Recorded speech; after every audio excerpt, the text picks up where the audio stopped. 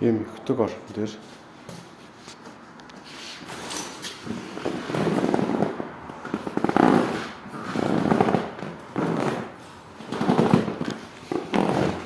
ийм чимээ гараад байгаа. Энэ завсраар нь гээд цаас арцыг хийгээд гээд тойруулаад бүгдийг хийгээд тэгээд энэ чимээ багсаад цаас арцгаа ингэж бэлдээд шамбилгаж жагаад энэ талаас нь ингээ хийчихлээр энэ дутуу байгаа. Арай багасж байна. Чимээ.